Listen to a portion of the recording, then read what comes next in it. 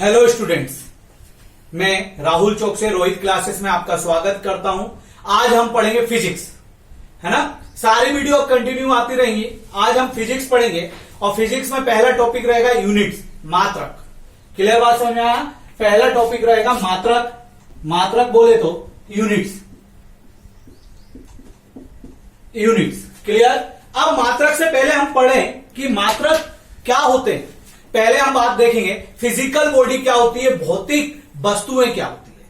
हर एक वो वस्तु जिसकी लंबाई, चौड़ाई, द्रव्यमान आदि हो, वो क्या कहलाती है? भौतिक वस्तु कहलाती है। क्लियर। हर एक वो चीज जो कैरी करती हो मास, डिस्टेंस, लेंथ एक्सेट्रा, वो क्या कहलाती है? फिजिकल बॉडी कहलाती है। जैसे मान लीजिए ये बोर्ड है, बोर्ड की कुछ ना कुछ लंबाई होगी, कुछ ना कुछ चौड़ाई होगी। ये भी क्या है? भौतिक वस्तु है, फिजिकल बॉडी है। मैं हूं, मेरा कुछ ना कुछ वेट होगा, मास होगा, मेरी कुछ ना कुछ लंबाई होगी, मेरी कुछ ना कुछ चौड़ाई होगी, तो ये भी क्या होगी? भौतिक वस्तु। मैं भी क्या हूं? भौतिक वस्तु। साइंस के बारे में अगर हम बात करें कि अगर आपको किसी के जीवन के बारे में पढ़ना है, लिविंग थिंग जो जीवित चीजें हैं उनके जीवन के बारे में, उनकी आंतरिक संरचना के बारे में पढ़ना है, तो हम बायोलॉजी स्टडी करते हैं। बायोलॉजी मतलब विज्ञान का अध्ययन करते हैं, है ना। जीव विज्ञान का अध्ययन करते हैं। अगर कोई निर्जीव वस्तु है और उसके आंतरिक संरचना की अगर हमको बात करनी है तो हम केमिस्ट्री पढ़ते हैं। रही बात फिजिक्स, इन दोनों के द्वारा किए गए फिजिकल वर्क, भौतिक वर्क, जैसे चलना, ये भी फिजिक्स है। घूमना, ये भी फिजिक्स है। खाना चपता है क्योंकि उसमें फ्रिक्शन होता है हमारे दांतों में, वो भी फिजिक्स है। हाथ से कोई चीज पकड़ते हैं, वो भी फिजिक्स है। ये सब फिजिक्स में पढ़ते हैं। मतलब हम बात कर रहे हैं अगर जीवित चीजों की, अगर जीवन की संरचना, संरचना के बारे में अगर जानना है तो बायोलॉजी पढ़ेंगे, और निर्जीव चीजों की संरचना के बारे में पढ़ना है तो हम केमिस्ट्री पढ़ेंगे। दोनों के द्वारा किए गए कार्यों को पढ़ना है तो फिजिक्स। फिजिक्स की बात करें तो फिजिक्स में सबसे पहला यूनिट आता है मात्रक या यूनिट्स। क्लियर। चैप्टर जो होता है मात्रक या यूनिट्स होता है, आप डाल सकते हो। दूसरी बात, पहले ही हेडिंग बनाओगे भौतिक वस्तु। भौतिक वस्तु क्या होती है? हर वो चीज जिसके पास लंबाई, चौड़ाई, द्रव्यमान आदि हो, वो भौतिक वस्तु कहलाती है। क्लियर बात समझ आया? भौतिक वस्तु के बाद हेडिंग डालोगे मात्रक क्या होते हैं, तो भौतिक वस्तु को मापने वाली इकाई को हम मात्रक कहते हैं। जैसे इसकी लंबाई होगी तो मीटर में नापेगा, तो ये इसका मात्रक हो गया, लंबाई का मात्रक मीटर हो गया। जैसे मेरा कोई वेट होगा तो वो केजी में कैलकुलेट होगा, तो वो क्या हो गया? वेट का केजी क्या हो गया? एक मात्रक हो गया, यूनिट हो गया। अच्छे से पढ़ेंगे फिजिक्स, बहुत अच्छे से समझ में आएगी, है ना। तो भौतिक वस्तु क्या है? हर एक वो चीज जिसके पास लंबाई, चौड़ाई, द्रव्यमान आदि होता है उसे भौतिक वस्तु कहते हैं। मात्रक क्या होता है? भौतिक वस्तु को मापने वाली इकाई को हम मात्रक कहते हैं। मात्रक बोले तो यूनिट, और भौतिक वस्तु बोले तो फिजिकल बॉडी। तो मात्रक क्या होता है? हर एक वो वस्तु, हर वस्तु के मापने की इकाई को हम मात्रक कहते हैं। मात्रक क्या होता है? वस्तु को मापने की इकाई को हम मात्रक कहते हैं। मात्रक दो प्रकार के होते हैं। मात्रक कितने प्रकार के होते हैं? दो प्रकार के। अगर हम मात्रक की बात करें तो मात्रक दो प्रकार के होते हैं। मात्रक दो प्रकार के होते हैं।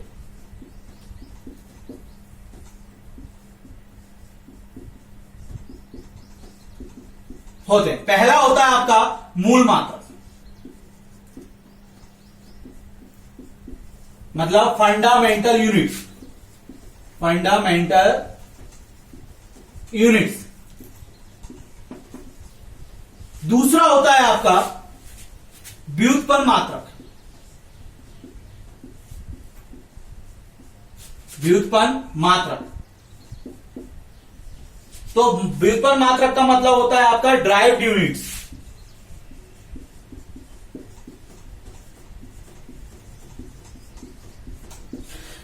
पहला क्या हो गया? मूल मात्रक हो गया, मतलब फंडामेंटल यूनिट। दूसरा कौन सा हो गया? व्युत्पन्न मात्रक, मतलब ड्राइव्ड यूनिट्स। क्लियर बात समझ में आई?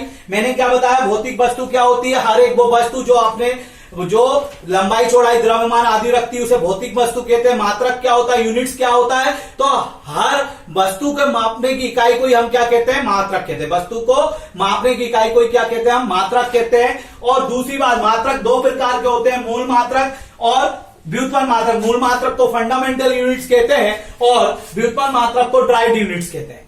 अब मूल मात्रक भी जो होते हैं वो मेन 7 होते हैं। क्लियर? मूल मात्रक भी कितने होते हैं? 7 होते हैं। बात करें मूल मात्रक की, तो मूल मात्रक भी कितने होते हैं? 7। पहला हेडिंग डालोगे मूल मात्रक, मतलब फंडामेंटल यूनिट्स। मूल मात्रक भी 7 होते हैं। मूल मात्रक की बात करें तो ये स्वतंत्र होते हैं, इनको किसी की भी सहायता की आवश्यकता नहीं होती है। मूल मात्रक की को कैसे होते हैं? स्वतंत्र होते हैं। मूल मात्रक स्वतंत्र होते हैं। मूल मात्रक स्वतंत्र होते हैं। मूल मात्रक क्या होते हैं? स्वतंत्र होते हैं। मूल मात्रक क्या होते हैं? स्वतंत्र होते हैं।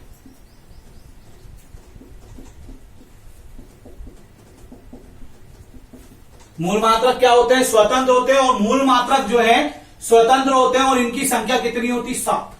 मूल मात्रक कितनी संख्या होती? 7। ये आया था जेल प्रेरी के पेपर में। मूल मात्रक की संख्या 7 होती है। पहला होता है आपका लंबाई। लंबाई बोले तो लेंथ। इसका मात्रक होता है आपका मीटर।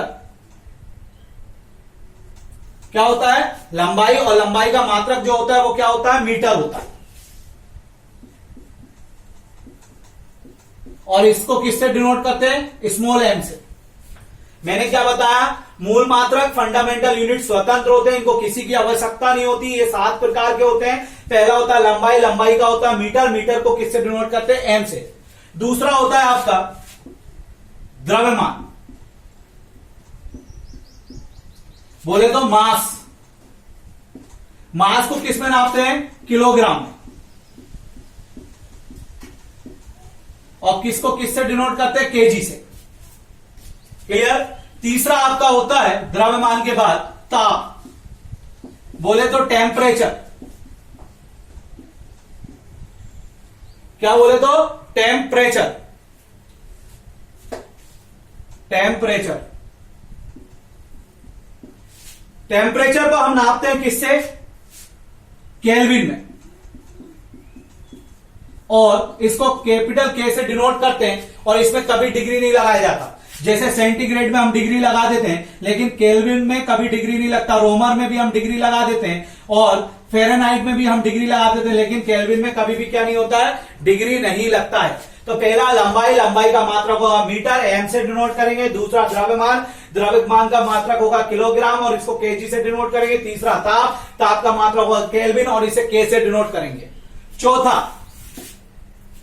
चौथा आपका आता समय,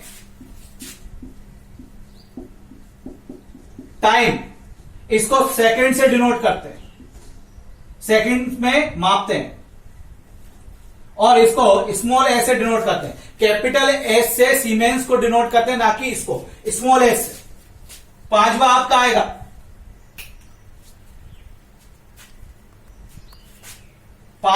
आएगा विद्युत धारा।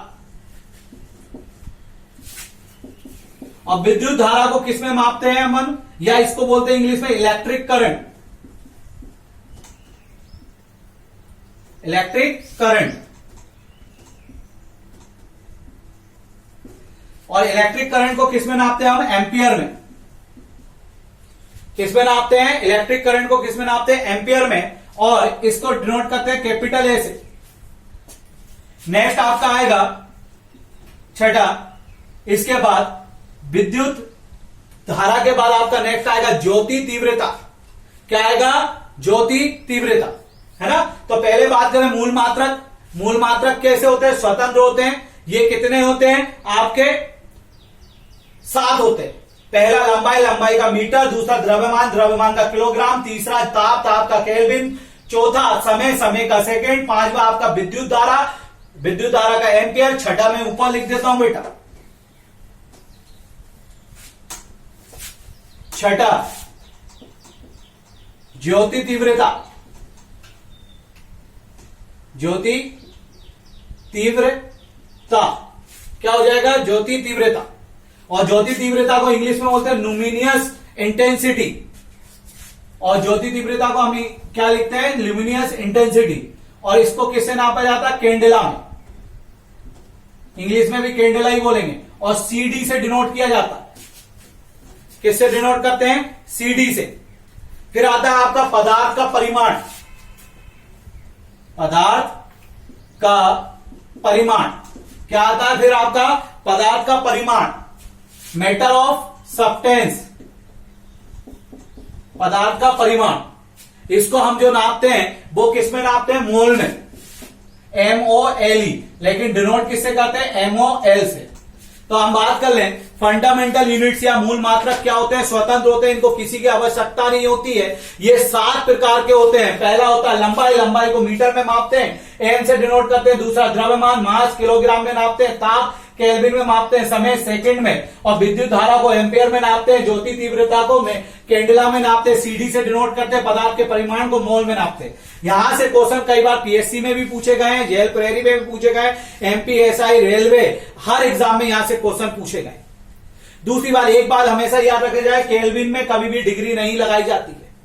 अब दूसरा होता है ड्राइव यूनिट। दूसरा क्या पढ़ेंगे हम? Drive unit. दूसरा कौन सा प्रकार होता है? Drive unit. नोट करते चलना बेटा, वीडियो पॉज कर लिया करो, और अगर पसंद आ रही है फिजिक्स तो पक्का लाइक करो, सब्सक्राइब करो, और लोगों को आप शेयर करो, और कमेंट्स जरूर करो। क्लियर? पहला ड्राइव, दूसरा क्या पॉइंट हो जाएगा? Drive units. ड्राइव यूनिट्स को हिंदी में क्या बोलते हैं? व्युत्पन्न मात्रक।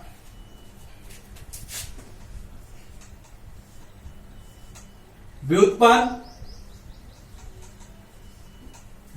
मात्रक।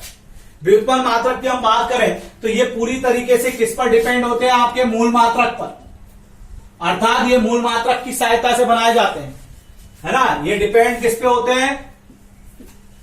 मूल मात्रक पर। मूल मात्रक पे पूरी तरीके से डिपेंड होते हैं, और ये मूल मात्रक की सहायता से बनाए जाते हैं, और या बोल सकते हो ये मूल मात्रक पे आश्रित होते हैं। इसीलिए ड्राइव यूनिट्स को आश्रित मात्रक भी कहा जाता है। पॉइंट आप लिखना, मूल, ये जो आपके व्युत्पन्न मात्रक हैं वो पूरी तरीके से मूल मात्रक पर डिपेंड होते हैं। ये मूल मात्रक से मिलकर बनाए जाते हैं, इसीलिए ये आश्रित होते हैं, इसीलिए इन्हें आश्रित मात्रक भी कहा जाता है। क्लियर? जैसे हम एग्जाम्पल के रूप में देख लें, एग्जाम्पल, उदाहरण। एग्जाम्पल में पहला देखें हम, चाल, बोले तो स्पीड। स्पीड का फॉर्मूला क्या होता है? Distance upon time. चाल का फॉर्मूला क्या होता है? दूरी बटे समय। दूरी बटे समय। क्लियर बात समझ में आया? दूरी बटे समय, या दूरी को डिस्टेंस और समय को टाइम। मैंने बताया दूरी जो होगी, डिस्टेंस जो होगा वो हमेशा किस में नापा जाएगा? लंबाई में। लंबाई में मापा जाएगा। और समय को किस में नापेंगे हम? सेकंड में। यही कारण है लंबाई का मात्रक क्या होता है? मीटर तो m, और इसका मात्रक क्या होता है? सेकंड का s। मतलब समय का मात्रक क्या होता है? s। तो इसका मतलब चाल का मात्रक क्या हो जाएगा? मीटर पर सेकंड।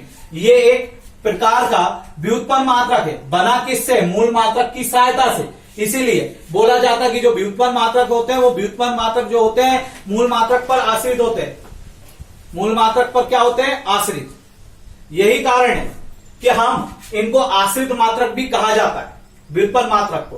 तो मैंने क्या बताया? चाल क्या होता है? दूरी बटे समय। स्पीड क्या होता है? Distance upon time. दूरी को हमेशा लंबाई में, समय को हमेशा सेकंड में लेते हैं, और लंबाई का मात्रक क्या होता है? मीटर, और समय का क्या होता है? सेकंड। तो इसका पूरा मात्रक क्या हो जाएगा? मीटर पर सेकंड। अब मूल मात्रक में पहला क्या पढ़ा? चाल। चाल का मात्रक क्या होगा? मीटर पर सेकंड। कई बार एग्जाम्पल में पूछा जा चुका है, या एग्जाम में पूछा जा चुका है कि चाल का मात्रक क्या होता है? मीटर पर सेकंड। बेटा बेसिक से बता रहा हूं, मीटर पर सेकंड की हम बात करें, इधर देखो आप, इसको हम मीटर पर सेकंड भी लिख सकते हैं। मीटर पर सेकंड को ये भी लिख सकते हैं। एक नोट डालो, NOTE, नोट। नोट में पहला पॉइंट आएगा आपका कि अगर कोई चीज A/B लिखी है और इस B को मुझे ऊपर लेके जाना है, तो इस पे पावर क्या हो जाएगी? -1, क्योंकि इस पे पावर क्या होगी? कुछ पावर नहीं है, मतलब क्या होगी? 1।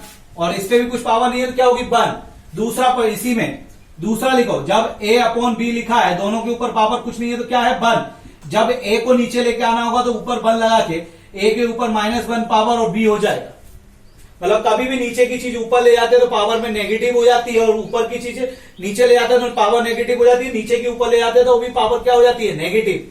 क्लियर बात समझ में आया? ये नोट डाल के साइड में लिखते चलना ताकि समझ में आए। यही कारण है, मैं इसको रफ कर रहा हूं, देख लेना बेटा, है ना। यही कारण है जब हम मीटर पर सेकंड को लिखते हैं तो मीटर पर सेकंड को जब मीटर पर सेकंड ऐसा लिखते हैं, जब सेकंड को ऊपर ले जाते हैं तो पावर क्या हो जाती है, नेगेटिव हो जाती है। तो सीधे सीधे क्वेश्चन पूछा जाता है चाल का मात्रक क्या होता है, मीटर पर सेकंड, मीटर पर सेकंड, दोनों एक ही चीज है बेटा, है ना। ये बेसिक से सीखना पड़ेगा, ठीक है। मैथ्स में भी ये काम में आएगा, क्योंकि मैथ्स में जब 2 से 2/3 लिखा होगा, 3 ऊपर ले जाओगे तो माइनस में पावर पहुंच जाएगी। आगे चलते हैं। दूसरा एग्जांपल, बेग, वेलोसिटी, बेग, वेलोसिटी। वेलोसिटी की हम बात करें बेग की, तो बेग का मतलब होता है डिस्प्लेसमेंट अपॉन टाइम। क्या होता है, displacement upon time, displacement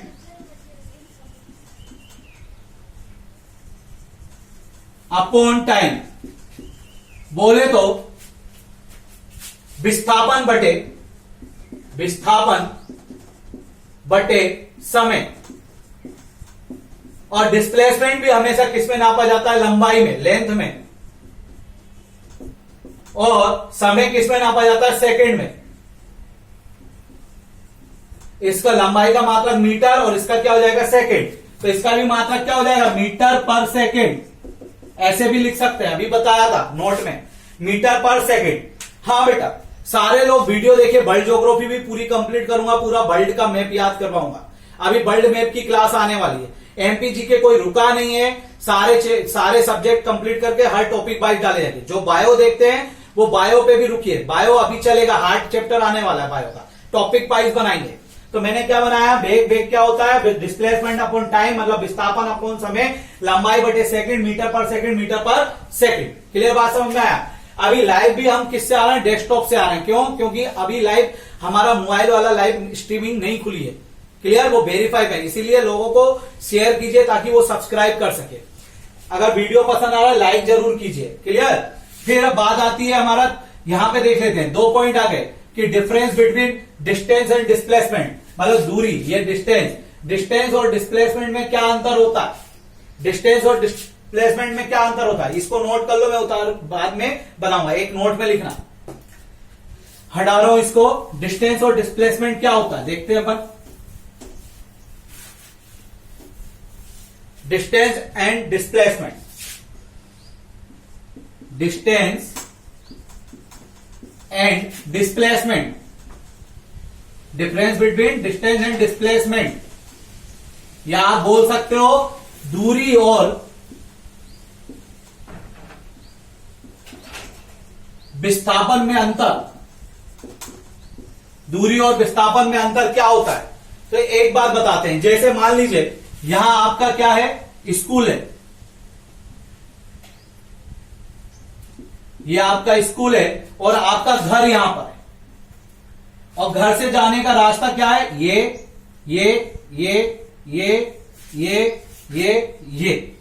clear. अगर आप यहां से जाते हैं स्कूल तो पहले आपको 0.5 किलोमीटर यहां चलना पड़ेगा, 1 किलोमीटर यहां चलना पड़ेगा, 1 किलोमीटर यहां, 0.5 किलोमीटर यहां और 2 किलोमीटर यहां चलना पड़ेगा, जैसे ये जा रहे हैं। क्लियर। और फिर 1 किलोमीटर यहां चलना पड़ेगा और 1 किलोमीटर यहां चलना पड़ेगा। एक और एग्जांपल दूंगा, और 1 किलोमीटर यहां और 0.5 किलोमीटर यहां। अगर टोटल हम कैलकुलेट करेंगे तो 1.5, 1, 1.5, 2.5, 3, 4, 5, 6, 7, 8 और 8.5। तो आपका डिस्टेंस कितना हो गया बेटा, 8.5। इसको समझिए, अभी समझ में आएगा। 8.5 आपका क्या हो गया, डिस्टेंस किलोमीटर। लेकिन डिस्प्लेसमेंट क्या होता है, डिस्प्लेसमेंट का मतलब होता है आप ये रास्तों से क्रॉस नहीं, ऐसा एक रास्ता जो सीधे कहां लेके जाए, स्कूल। क्लियर बात समझ में आया? तो ये क्या हो गया, डिस्प्लेसमेंट, मतलब दो ऑब्जेक्ट के बीच की सबसे कम दूरी, मतलब सबसे कम शॉर्टकट, क्या कहलाता है आपका, डिस्प्लेसमेंट। मतलब दो ऑब्जेक्ट हैं, उनके बीच की सबसे कम दूरी को क्या कहते हैं हम, डिस्प्लेसमेंट कहते हैं। और दूरी तो आप दूरी का आप तय कर सकते हो, जितना जा सकते हो, जहां से घूम के जा सकते हो। लेकिन दो ऑब्जेक्ट की सबसे कम बीच की दूरी जो होगी वो क्या कहलाएगा? डिस्प्लेसमेंट कहलाएगा। क्लियर? जैसे मैं एक पॉइंट बताता हूं, यहां पे कोई व्यक्ति खड़ा है, हमेशा याद रखना डिस्टेंस क्या होता है आपका, दूरी क्या होती है। दूरी जो होती है वो धनात्मक, ऋणात्मक और शून्य हो सकती है। जैसे हम बात करें डिस्टेंस क्या हो सकता है आपका? नेगेटिव, पॉजिटिव और जीरो हो सकता है। लेकिन डिस्टेंस हमारा क्या होगा? हमेशा पॉजिटिव होगा। लेकिन डिस्प्लेसमेंट मतलब विस्थापन, डिस्प्लेसमेंट आपका हमेशा क्या हो सकता है? नेगेटिव, पॉजिटिव और जीरो हो सकता है। कैसे? मान लीजिए यहां पे कोई व्यक्ति खड़ा है और वो 1 किलोमीटर आगे गया, तो इसका डिस्टेंस कितना हो गया? 1 किलोमीटर। और वापिस 1 किलोमीटर आया, वापिस इसने कितना चला? 1 किलोमीटर, और 1 किलोमीटर पीछे भी चला गया। तो इसने कितना डिस्टेंस हुआ? 1 किलोमीटर, 1 किलोमीटर, 3 किलोमीटर वो टोटल चला। ये हो गया इसका डिस्टेंस। अगर डिस्प्लेसमेंट, और ये हमेशा क्या होगा? पॉजिटिव। तो डिस्टेंस हमेशा क्या होता है? पॉजिटिव। दूरी हमेशा धनात्मक होती है। अब बात करते हैं डिस्प्लेसमेंट की, विस्थापन की। कोई बंदा 1 किलोमीटर आगे गया, तो ये क्या हो गया? पॉजिटिव। अभी डिस्प्लेसमेंट कैसा है? पॉजिटिव। उसको आगे जाना था, वो 1 किलोमीटर आगे चला गया। वो बंदा 1 किलोमीटर जाके वापिस आ गया, मतलब वो अपनी जगह पर ही है, अभी कहीं गया नहीं है। गया 1 किलोमीटर और फिर वापिस आ गया, 1 किलोमीटर गया और फिर वापिस आ गया। तो ये कितना हो गया डिस्प्लेसमेंट? जीरो। जहां था वहीं आ गया वापिस। उसे जाना आगे था, लेकिन पहुंच कहां गया? वो पीछे पहुंच गया, 1 किलोमीटर पीछे पहुंच गया, आगे जाना था। तो ये डिस्प्लेसमेंट कैसा हो गया? नेगेटिव। याद रखा जाए दूरी जो है हमेशा पॉजिटिव होगी और विस्थापन जो है वो पॉजिटिव, नेगेटिव और जीरो होगा। ठीक है, आपको समझ में आया? दूरी क्या हो सकती है? हमेशा पॉजिटिव होगी, और जबकि आपका विस्थापन नेगेटिव, पॉजिटिव, जीरो हो सकता है। दूरी की एक डेफिनेशन लिख सकते हैं, किसी वस्तु को दिए गए समय अंतर में, किसी वस्तु द्वारा दिए गए समय अंतर में, किसी वस्तु द्वारा दिए गए समय अंतर में तय की गई मार्ग की लंबाई को, तय किए गए मार्ग की लंबाई को दूरी कहते हैं। दूरी हमेशा धनात्मक होती है। क्लियर? पॉजिटिव होती है। अब विस्थापन में डेफिनेशन लिखेंगे। विस्थापन क्या होता है? दो वस्तुओं के बीच की दूरी या दो पिंडों के बीच की सबसे कम दूरी, दो पिंडों के बीच की सबसे कम दूरी ही विस्थापन कहलाता है। तो विस्थापन क्या होता है? दो वस्तुओं के बीच की औसतन दूरी, मतलब सबसे कम दूरी। दो वस्तुओं के बीच की सबसे कम दूरी को विस्थापन कहते हैं, और ये ऋणात्मक, धनात्मक और शून्य हो सकता है, पॉजिटिव, नेगेटिव और जीरो हो सकता है। अब आप वापिस टॉपिक पे चलते हैं। हमने क्या पढ़ा था, इसको हटाते हैं। एक और एग्जाम्पल बता देते हैं, छोड़िए उसको, जाने दीजिए, अपन आगे चलते हैं। देखिए पहला हमने पढ़ा था चाल। चाल का मात्रक क्या था?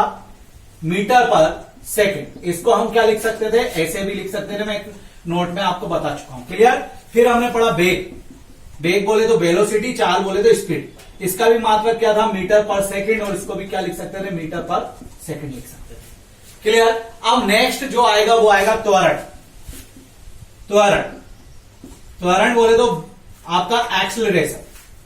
त्वरण बोले तो क्या होगा? एक्सेलरेशन।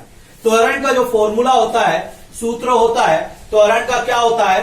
वेग में परिवर्तन बटे समय, मतलब change in velocity upon time. वेग में परिवर्तन बटे समय लिख सकते हो। Change in velocity upon time, change in velocity upon time. Clear? तो वेग में परिवर्तन, ये हम वेग जब एक्चुअल में वेग पढ़ेंगे तब बताएंगे, final velocity minus initial velocity upon time होता है। लेकिन अभी हम क्या समझ रहे हैं? सिर्फ मात्रक, वेग में परिवर्तन बटे समय। तो वेग में परिवर्तन, वेग का मात्रक क्या होता है? मीटर पर सेकंड। क्लियर बात समझ में आया? और समय का मात्रक क्या होता है? सेकंड। क्लियर बात समझ में आया? अब एक और नोट डालेंगे, छोटा सा नोट, मैं यहां ऊपर कर देता हूं, है ना? एक छोटा सा और नोट डलेगा। नोट में हम देखते हैं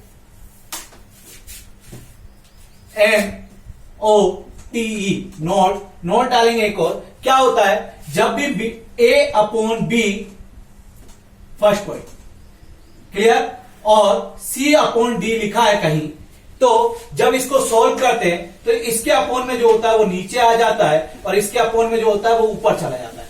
अर्थात क्या हो जाएगा, a इंटू डी और b इंटू क्या हो जाएगा, c। क्लियर? ये बहुत इंपॉर्टेंट है, कई लोगों को चेंज करना नहीं आता है। क्लियर? तो मतलब मैंने क्या बताया, जो ऊपर होगा ऊपर जो अपोन में होगा वो नीचे आ जाएगा, नीचे जो अपोन में होगा वो ऊपर चला जाएगा। तो क्या आंसर बन जाएगा, a into d upon b into c. Clear? अभी मैं इसमें भी बताने वाला हूं। एक तो नोट वन ये उतारो इसी में, ठीक है। नोट 2 में 1 पॉइंट ये, सेकेंड पॉइंट एक है, मैं इसको हटा रहा हूं, आप लिख लेना। दूसरा होगा आपका कहीं लिखा a अपॉन b अपॉन सी, तब भी क्या होगा, ऊपर वाले अपॉन का कहां आ जाएगा, नीचे। तो आंसर क्या हो जाएगा, a इंटू बी इंटू सी। कई लोगों की जो मैथ्स कमजोर है उनका यही बेसिक क्लियर नहीं है बेटा। क्लियर? इसीलिए उनकी मैथ्स क्या है, कमजोर है। फिर आगे चलते हैं, ये सेकंड पॉइंट हो गया, इसका मतलब क्या हो जाएगा, a अपॉन बी इंटू सी। बीच में कुछ नहीं लिखा होता, मतलब इंटू का निशान होता है, मल्टीपल का निशान होता है, गुणनफल का निशान होता है। तीसरा पॉइंट लिखेंगे इसी में, तीसरा पॉइंट। क्लियर? तीसरा पॉइंट नोट में, तीसरा पॉइंट लिखेंगे। तीसरा पॉइंट क्या होगा नोट में इसी में, कि कहीं लिखा है a अपॉन बी अपॉन सी। तो क्या होगा, ये a इसके नीचे का कहां चला जाएगा, ऊपर, अपॉन के नीचे का, सेकंड वाले अपॉन के नीचे का ऊपर। क्लियर? तो क्या हो जाएगा, a into c upon b, और क्या हो जाएगा, ए सी अपॉन बी। इसके बीच में कुछ नहीं है, तो मतलब क्या है, मल्टीपल। बिल्कुल बेसिक से, जीरो से बता रहा हूं। क्लियर? चार का मात्रक कई बार पूछ लिया है, ये 3 पॉइंट लिखने थे अपन को, नोट में लिख लिए होंगे और समझ में भी आ गए होंगे। आगे चलते हैं, तो इसका भी क्या हो जाएगा भाई, सेम। ये क्या होगा, मीटर पर सेकेंड अपॉन सेकेंड। तो ये ऊपर वाले अपॉन का कहां आ जाएगा, नीचे। क्लियर बात समझ में? नीचे आएगा तो क्या लिखाएगा, metre second into second. Clear?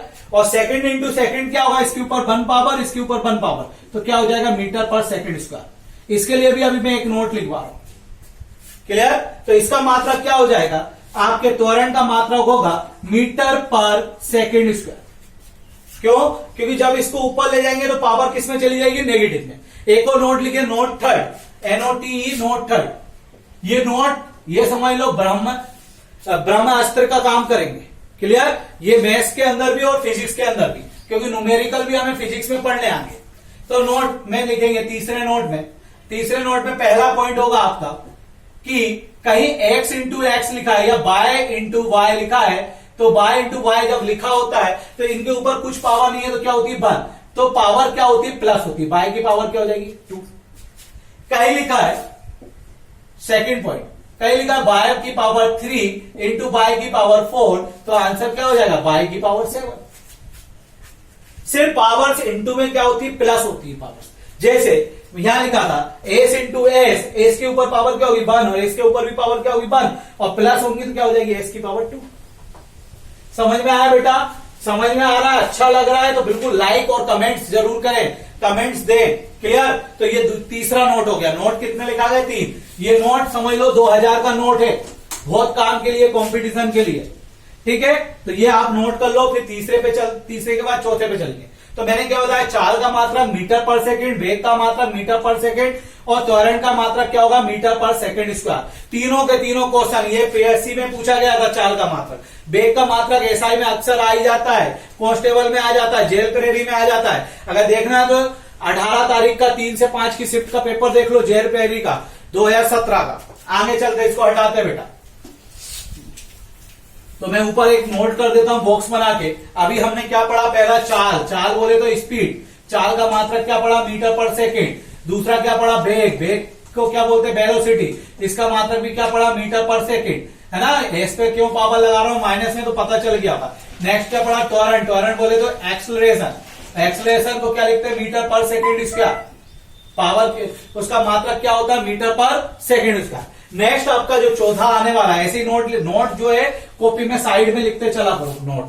Clear? अब चौथा जो आएगा आपका, वो आएगा बल बोले तो आपका फोर्स। ये आगे भी पढ़ेंगे चैप्टर्स में। फोर्स, बल क्या होता है, द्रव्यमान। बल क्या होता है आपका, द्रव्यमान द्रव्यमान इंटू त्वरण। क्लियर बात समझ आया? द्रव्यमान इंटू क्या होगा? त्वरण। मतलब मास इंटू एक्सीलरेशन। और अभी हमने मूल मात्रक में पढ़ा था द्रव्यमान मास को किससे डिनोट करते हैं, किसमें मापते हैं? किलोग्राम में। और किलोग्राम में को क्या लिखते हैं? केजी। किलोग्राम को क्या लिखते हैं? केजी लिखते हैं। और एक्सीलरेशन को किसमें नापते हैं? अभी हमने देखा मीटर पर सेकंड स्क्वायर में, तो मीटर पर सेकंड स्क्वायर। तो बल का मात्रक क्या हो जाएगा? केजी मीटर पर सेकंड स्क्वायर। क्लियर? बल के बारे में न्यूटन के पहले नियम से, गति का जो पहला नियम है न्यूटन का, उससे बल की परिभाषा मिलती है। न्यूटन का सेकंड नियम जो है उससे बल का व्यंजक मतलब बल का फॉर्मूला प्राप्त होता है न्यूटन के सेकंड नियम से। क्लियर? जो आप बॉल को आते हुए कैच पकड़ते हो वो भी क्या है? सेकंड नियम है। क्लियर? तो सेकंड नियम से क्या मिलता है? बल का व्यंजक। मतलब कुल मिलाके बल की खोज किसने की? न्यूटन ने की। इसीलिए इस पूरे मात्रक को शॉर्ट फॉर्म में कहा गया न्यूटन। तो अगर पूछा जाए कि 1 केजी मीटर पर सेकंड स्क्वायर क्या होगा? 1 न्यूटन। कई बार पेपर में पूछ लेता है कि आप बताइए कि 1 न्यूटन इक्वल टू क्या होगा? केजी मीटर पर second square, KG metre square पर second square, KG square metre square पर सेकंड स्क्वायर, ऐसे 4 ऑप्शन आ जाते हैं। तो 1 केजी मीटर पर सेकंड स्क्वायर इक्वल टू होगा 1 न्यूटन। सभी को याद है कि बल का मात्रक न्यूटन होता है, लेकिन पहले बेटा एक पेपर बनता था, आज एक ही पेपर के 60 पेपर बनते हैं, 30 दिन तक पेपर चलते हैं। आजकल वो ये पूछने लगा है केजी मीटर पर सेकंड स्क्वायर। नेक्स्ट, अगर 1 न्यूटन का, जैसे ये तो क्या हो गया आपका एमकेएस यूनिट हो गया, अब इसका सीजीएस यूनिट क्या होगा? तो सीजीएस यूनिट क्या होगा? 1 न्यूटन इक्वल टू होता है 10⁵ डाइन। क्लियर? या पूछे 1 केजी मीटर पर सेकंड स्क्वायर इक्वल टू क्या होगा? कितना डाइन होगा? 10⁵ डाइन। 1 न्यूटन इक्वल टू भी पूछेगा तो 10⁵ डाइन। लेकिन 1 डाइन इक्वल टू क्रॉस में पूछा गया था जेल प्रेरी के पेपर में कि 1 डाइन इक्वल टू कितना होगा? 10⁻⁻5 न्यूटन होगा। पावर क्या हो जाएगी? माइनस में लग जाएगी। क्लियर? मैं करके भी बता सकता हूं, लेकिन अभी देख लो। क्लियर? आगे चलते हैं। ये हुआ आपका बल। तो पहले हमने पढ़ा चाल का मात्रक क्या होता है? मीटर पर सेकंड। दूसरा वेग का मात्रक क्या होता है? मीटर पर सेकंड। तीसरा त्वरण का मात्रक क्या होता है? मीटर पर सेकंड स्क्वायर। बल बोले तो फोर्स का फॉर्मूला क्या होता है? द्रव्यमान इंटू त्वरण। और इसका मात्रक क्या होगा? केजी मीटर पर सेकंड स्क्वायर। 1 केजी मीटर पर सेकंड स्क्वायर इक्वल टू कितना न्यूटन? तो 1 न्यूटन होता है। 1 न्यूटन इक्वल टू कितना डाइन? तो 10⁵ डाइन होता है। नेक्स्ट बात बताता हूं, क्वेश्चन कई बार पेपर में पूछा चाल का फॉर्मूला क्या होता है, कई बार पूछा वेग का फॉर्मूला क्या होता है, डायरेक्ट लिख देता है विस्थापन बटे समय, दूरी बटे समय। कई बार त्वरण, रेलवे के पेपर उठा के देखो, आप कांस्टेबल के पेपर उठा के देखो, कोई भी गवर्नमेंट पेपर, मैं बोल रहा हूं एसएससी के पेपर में पूछा गया था चाल का फॉर्मूला, सीधे चाल क्या है और नीचे लिख दिया था दूरी बटे समय, विस्थापन बटे समय। क्लियर? ऐसे पूछा जाता है। नेक्स्ट हम ये नोट कर लो, हम 5 बार लिखते हैं क्या होता है। हटा रहा हूं बेटा, अच्छे से नोट्स बनाओ, ये केजी में भी वैल्यूज को याद रखना। तो मैं चौथा फिर यहां पुट कर देता हूं। बल बोले तो फोर्स का क्या मात्रक है?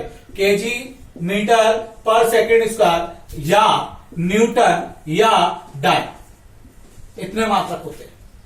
कई बार पूछ लिया है, चारों ऑप्शन में रहेंगे और एक डाल देगा आपका बार, तो कौन सा इनमें से बल का मात्रक नहीं है। नेक्स्ट आता है आपका 5वां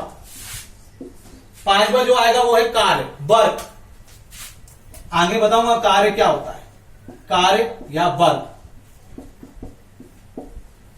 कार्य या वर्क की बात करें तो इसका जो फॉर्मूला होता है वो होता है फोर्स इंटू डिस्प्लेसमेंट, मतलब बल गुणित विस्थापन। क्लियर? फोर्स इंटू क्या होगा? डिस्प्लेसमेंट होगा। फोर्स का मात्रक हमने देखा ही केजी मीटर पर सेकंड स्क्वायर इंटू डिस्प्लेसमेंट, मैंने बताया था विस्थापन को हम लंबाई में नापते हैं, इसका मात्रक क्या होता है? मीटर होता है। क्लियर? अब एक और नोट डालें, एक और नोट, NOTE, बढ़िया सा नोट डालो। पहला पॉइंट मैंने लिखा था बाय इंटू बाय कितना होगा? बाय स्क्वायर होगा, क्योंकि दोनों की पावर क्या हो जाएगी? प्लस। कहीं लिखा है तीसरा point by x z into y x की पावर 2 इंटू जेड, या कहीं लिखा है x की पावर 2 इंटू करना है। क्लियर? तो इनमें बाय एक्स जेड है, तो x का इंटू एक्स से हो सकता है, तो क्या हो जाएगा बाय की पावर x का इंटू एक्स से करेंगे, इसके ऊपर पावर 1, इसके ऊपर पावर 2, तो 1 और 2 कितना हो जाएगा 3, तो x की पावर क्या हो जाएगी 3 और z।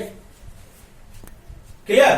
तो ये बेसिक सेम है यहाँ पे, केजी मीटर पर सेकेंड स्क्वायर और इंटू मीटर, तो मीटर का इंटू सिर्फ मीटर से होगा, तो क्या हो जाएगा केजी और मीटर इंटू मीटर क्या हो जाएगा स्क्वायर इंटू पर सेकेंड स्क्वायर। ये हो गया आपका। मैं इसको रफ कर रहा हूं, नोट को साइड में लिखो। जिसको मैथ्स अच्छी करनी है, पेपर निकालना है, ये मेरे नोट जरूर लिखना भाई, जरूर मेरे नोट लिखना बेटा। क्लियर? आगे चलो। क्लियर? तो क्या हो जाएगा kg metre square per second square. 1 KG metre square per second square को ही बोला जाता है 1 जूल। क्या बोला जाता है 1 joule. Clear? 1 KG metre square per second square को ही बोला जाता है 1 जूल, और 1 जूल इक्वल टू होता है 10 टू द पावर 7 अर्ग। इंग्लिश में भी अर्ग ही बोलेंगे। ये क्या हो गई एमकेएस यूनिट होगी दोनों, और जबकि ये यूनिट क्या होगी सीजीएस। अभी एमकेएस क्या होता है, सीजीएस क्या होता है, वीडियो को कंटिन्यू देखिए, मैं बताऊंगा।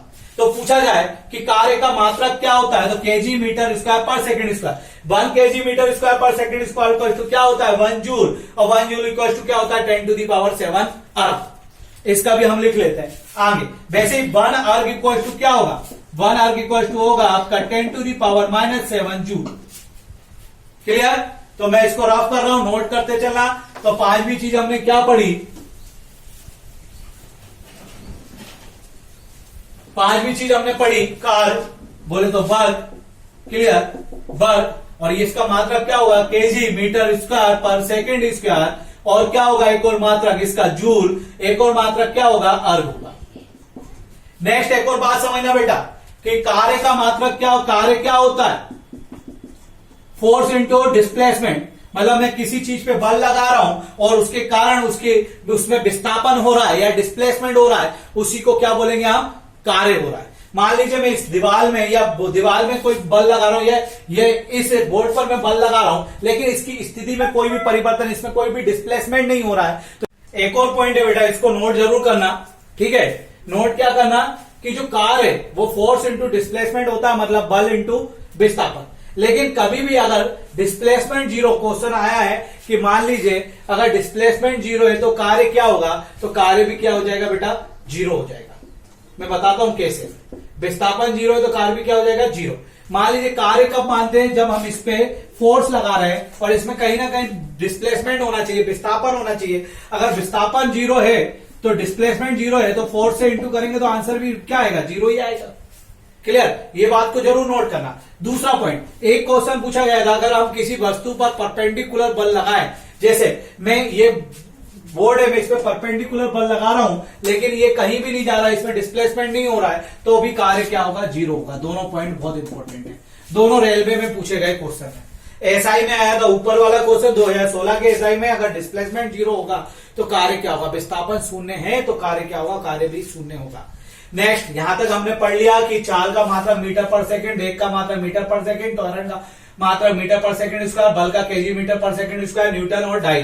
फिर इसके बाद हमने पढ़ लिया कार्य का केजी मीटर स्क्वायर पर सेकंड स्क्वायर और जूल, और क्या हो जाएगा आपका अर्ग हो जाएगा। ठीक है? सबके फॉर्मूले भी याद रखना है। ठीक है? नेक्स्ट चलते हम, टॉपिक डालिए आप।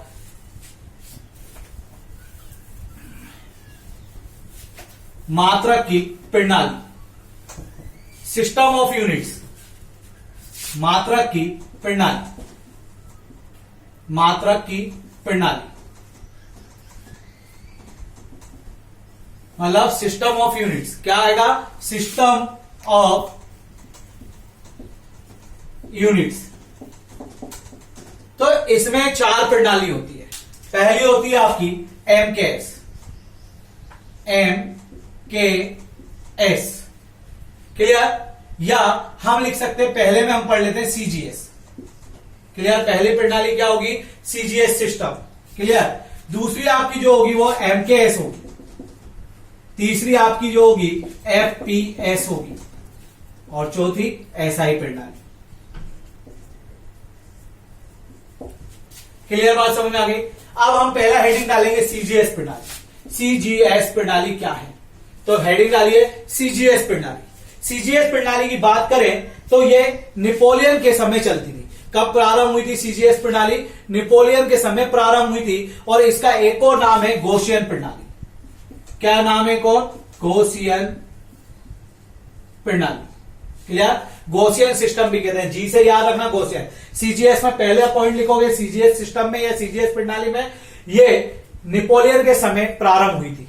दूसरा पॉइंट लिखोगे, इसका दूसरा नाम गॉसियन प्रणाली है। दूसरा नाम क्या है इसका? गॉसियन प्रणाली है। तीसरी बात पूछता है कि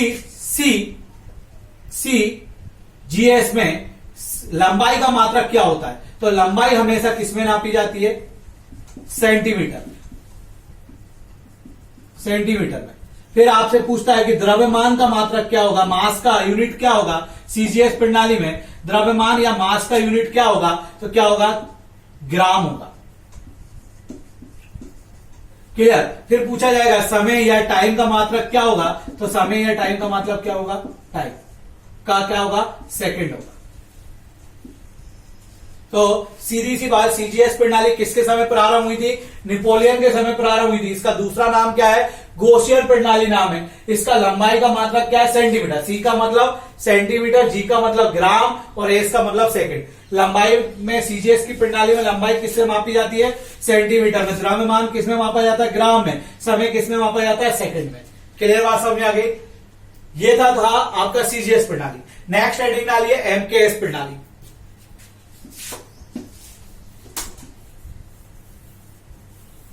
एमकेएस प्रणाली। एमकेएस प्रणाली। एम का मतलब हो गया मीटर, के का मतलब हो गया किलोग्राम, और एस का मतलब हो गया सेकेंड। क्लियर? एमकेएस प्रणाली का एक और नाम है मैट्रिक प्रणाली। मैट्रिक प्रणाली या मैट्रिक सिस्टम। क्लियर?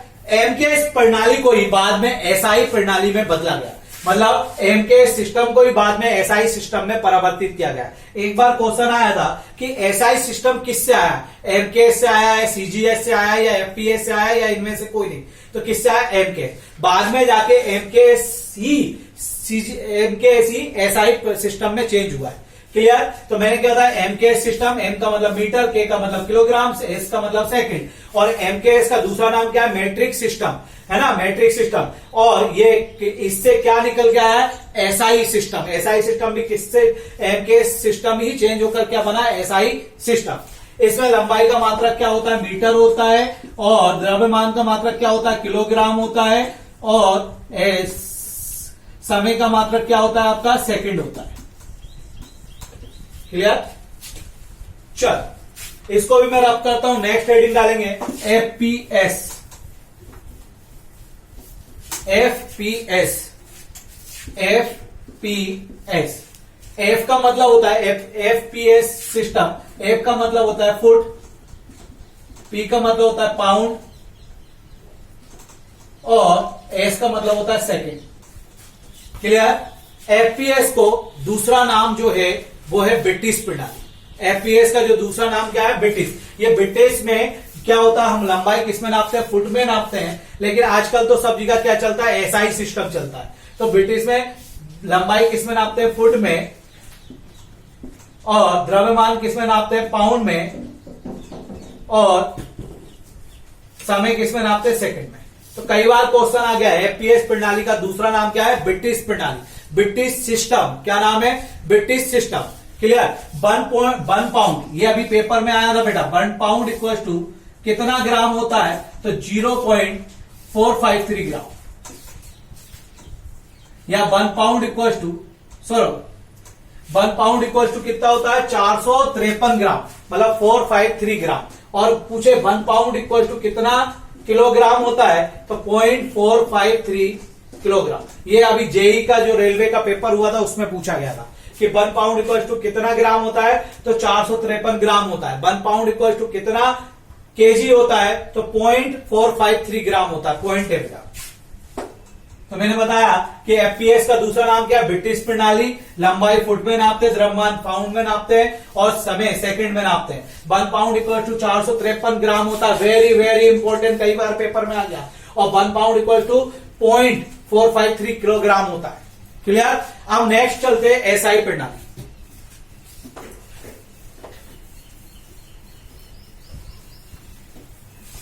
एसआई प्रणाली की अगर हम बात करें,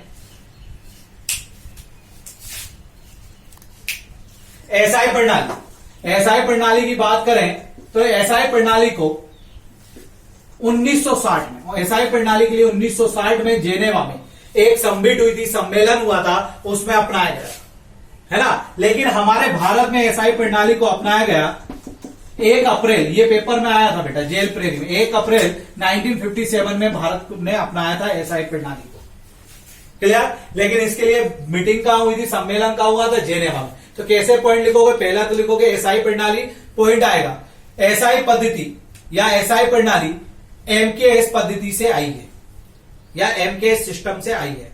क्लियर। नेक्स्ट दूसरा, इसके लिए 1960 में जेनेवा में एक सम्मेलन हुआ था और हमारे भारत, नेक्स्ट पॉइंट, हमारे भारत ने इसको 1 अप्रैल 1957 पर अपनाया। क्लियर। बेटा ये तो होता है अपना, यहां पे फिजिक्स खत्म हुआ, इसके बाद पार्सेक, लाइट ईयर मतलब प्रकाश वर्ष, ये सब पढ़ेंगे, है ना। और अभी बायो का हार्ट पे एक चैप्टर आने वाला है, हार्ट का टॉपिक आने वाला है। और ये वीडियो अगर आपको पसंद आ रही है तो लाइक करो, शेयर करो, सब्सक्राइब करो और इस वीडियो के खास करके आप नोट्स बनाओ।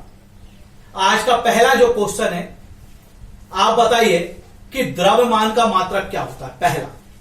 दूसरा क्वेश्चन है आपका कि दूसरा क्वेश्चन ये कि बताइए चाल का मात्रक क्या होता है। तीसरा है बल का मात्रक क्या होता है। चौथा है कि यदि विस्थापन 0 है तो कार्य क्या होगा, डिस्प्लेसमेंट इज 0 तो आपका वर्क क्या होगा। क्लियर। नेक्स्ट, ज्योति तीव्रता का मात्रक क्या है। नेक्स्ट, पदार्थ का परिमाण का मात्रक क्या है। नेक्स्ट, बताइए कि जो डिस्टेंस है वो नेगेटिव हो सकता है कि पॉजिटिव हो सकता है कि 0। नेक्स्ट, बताइए डिस्प्लेसमेंट पॉजिटिव हो सकता है कि नेगेटिव हो सकता है कि 0।